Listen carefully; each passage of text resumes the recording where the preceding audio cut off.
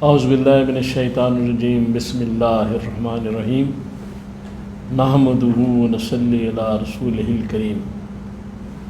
انتہائی قابل احترام سامعین اور مجھ سے اچھے لوگوں، السلام علیکم ورحمۃ اللہ وبرکاتہ۔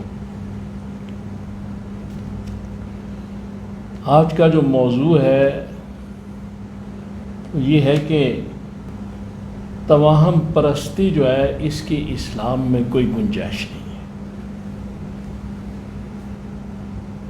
اور قرآن اور احادیث کی روشنی میں اس کا جائزہ لیں گے۔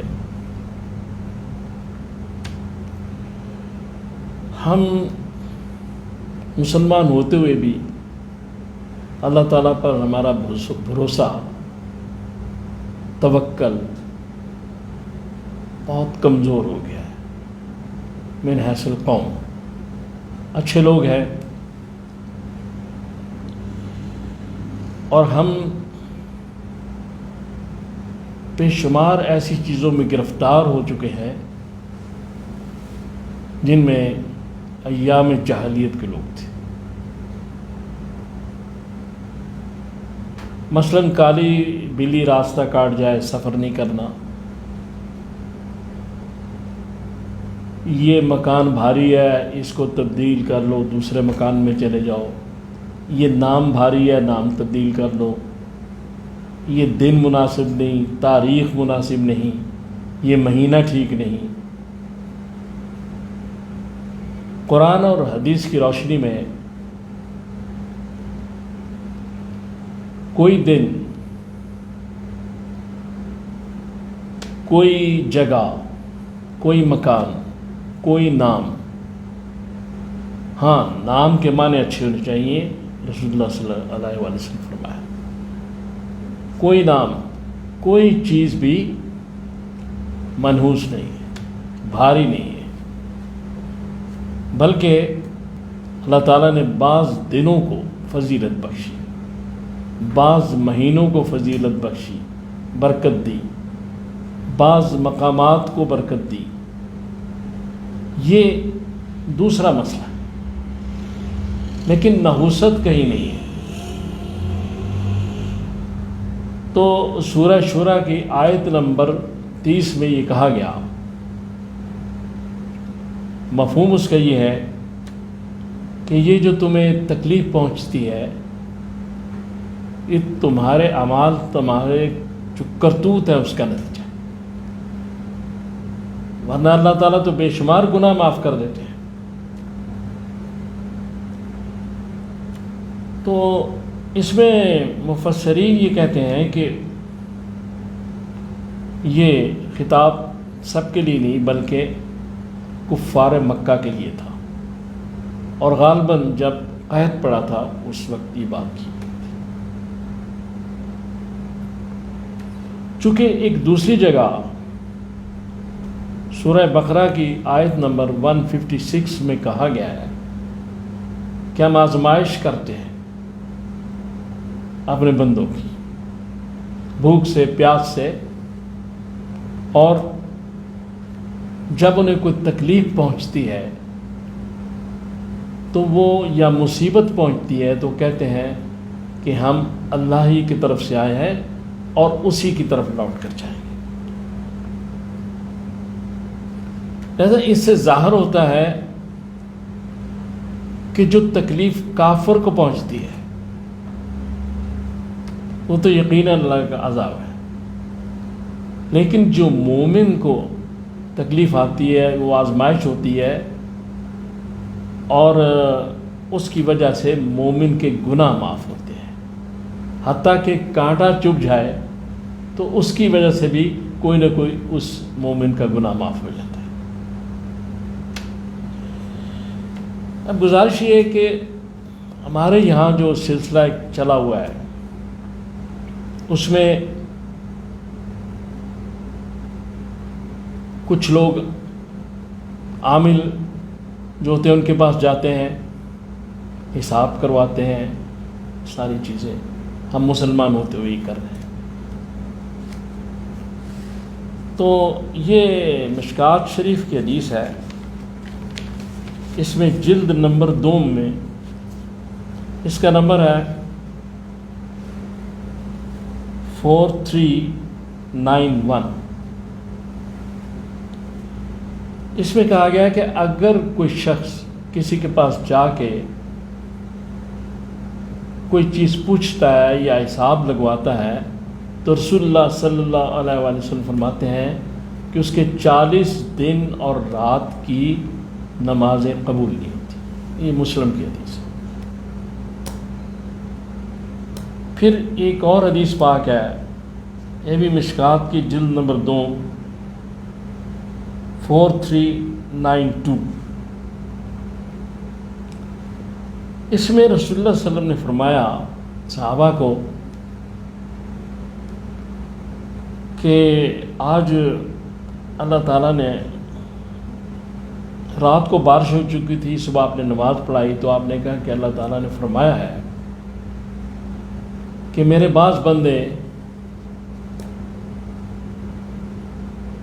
اس طرح ان کی صبح گزری، صبح آئی کہ وہ ایمان کی حالت میں آئے، اور بعض بندے کفر کی حالت میں۔ تو صحابہ نے پوچھا یا رسول اللہ کیا معاملہ ہے؟ تو آپ نے فرمایا کہ جن لوگوں نے یہ سمجھا کہ بارش اللہ کے فضل سے ہوئی ہے، وہ تو اللہ پر ایمان لائے، یہ اللہ فرما رہا ہے کہ میرے بندے مجھ پر ایمان لائے، اور جنہوں نے یہ سمجھا کہ کسی ستارے کی وجہ سے، اس کے طلوع یا غروب ہونے کی وجہ سے، یا ستارے کی اثر کی وجہ سے بارش ہوئی، انہوں نے کفر کیا۔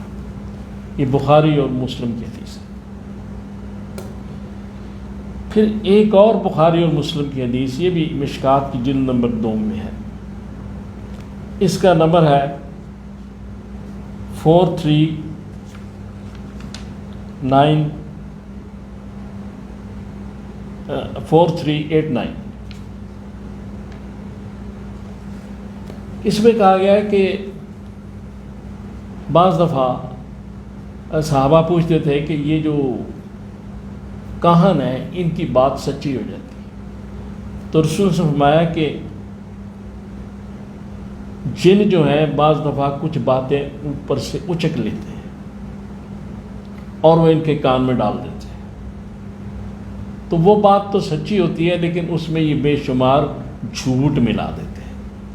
اس لیے کسی کی بات کہیں سچی ہو جائے تو اس میں بھی کوئی ایسی بات نہیں ہے کہ ہم دوسری طرف چلے جائیں اور توہم پرستی میں مبتلا ہو جائیں اور ایسے لوگوں کے پاس غیب کی بات پوچھنے جائیں، چونکہ اللہ کے علاوہ کوئی غیب نہیں جانتا۔ قرآن میں بار بار کہا گیا غیب کا علم صرف اللہ کو ہے، اور محمد رسول اللہ صلی اللہ تعالیٰ علیہ وآلہ وسلم کو سب سے زیادہ غیب کی خبریں دی گئی۔ اب یہ جو نحوست ہوتی ہے یہ کیا چیز ہے؟ نحوست گناہوں کی ہے اور برکت نیکیوں سے ہوتی ہے۔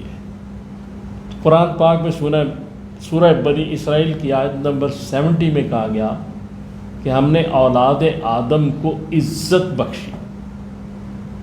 تو جو برکت عزت ہے وہ نیکی کی وجہ سے ہوتی ہے اور اللہ تعالیٰ دیتے ہیں، اور نحوست گناہوں کی وجہ سے ہوتی ہے۔ ایک مسلمان کے لیے یہ بات ہے۔ تو اب یہ ہے کہ ہم چونکہ جیسے میں نے گزارش کی کالی بلی اگر راستہ کاٹ گئی ہے تو سفر نہیں کرنا،